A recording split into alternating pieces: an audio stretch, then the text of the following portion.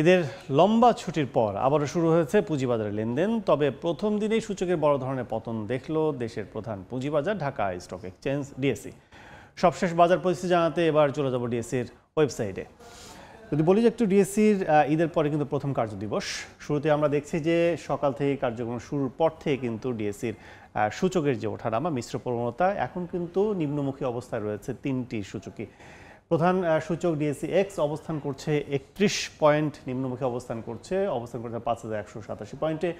ডিএসইর সরিয়া সূচক সেটি কিন্তু ৪ পয়েন্ট কমে অবস্থান করছে ১,১৬৩তে এবং ২ পয়েন্ট কমে ডিএসসি সরিয়া সূচক ডিএসসি 13 অবস্থান করছে আমরা দেখছি যে ১,৯১২ পয়েন্টে। এছাড়া এখন পর্যন্ত আমরা যদি বলি যে শেয়ার লেনদেন হয়েছে কিন্তু হাত বদল হয়েছে ৪৪,২৩০ বার, যার সর্বোচ্চ বাজার মূল্য আমরা দেখছি যে ১৩০ কোটি। যদিও এই সময়ের ব্যবধানে কিন্তু আমরা দেখছিলাম যে ঈদের আগে কিন্তু অনেক সময় ১৯০, ১৯২ কি ১৮০ কোটি টাকাও কিন্তু এরকম লেনদেন হয়েছে। ৮২টি প্রতিষ্ঠানের শেয়ারের দর বেড়েছে, ২৬২টি প্রতিষ্ঠানের নিম্নমুখী অবস্থায় রয়েছে শেয়ারের দর। এছাড়া অপরিবর্তিত অবস্থায় দেখছি আমরা যে ৩৩টি শেয়ারের দর। সেক্ষেত্রে যদি আমরা একটু বলি যে টপ 20 শীর্ষ 20টি প্রতিষ্ঠানের শুরুতে আমরা দেখছি যে একটি ফার্মা প্রতিষ্ঠান বেক্সিমকো ফার্মা প্রতিষ্ঠানটি, তাদের শেয়ারের দর এখন পর্যন্ত আমরা দেখছি ১০১ টাকা ৫০ পয়সায় কিন্তু বিক্রি হচ্ছে। সর্বোচ্চ ছিল ১০২ টাকা ৫০ পয়সা, সর্বনিম্ন দেখছি আমরা ৯৩ টাকা ৩০ পয়সায়।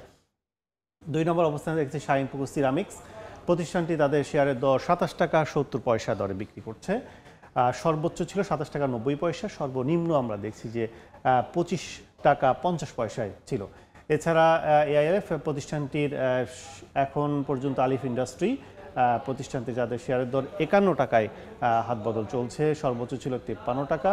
এছাড়া সর্বনিম্ন দেখছি আমরা ৪৯ টাকা ৪০ পয়সা ছিল। তো সব মিলে বলা চলে যে ঈদের পরে হওয়ার কারণে কিন্তু অনেক প্রতিষ্ঠানে তাদের শেয়ার বিক্রি শুরু করেনি, কিংবা অনেকেই কিন্তু বলছে যে শেয়ারের দর এখনও সেভাবে ক্রেতা বিক্রেতা কিন্তু সমাগম এখনও কম। সব মিলেই বলা চলে যে বাজার এই সপ্তাহ একটু এদিক ওদিক থাকলেও আগামী সপ্তাহে থেকে আবার ভালোভাবে শুরু হওয়ার একটা প্রত্যয় থাকতে পারে, এমনটি আমরা দেখছিলাম ডিএসসির সবশেষ।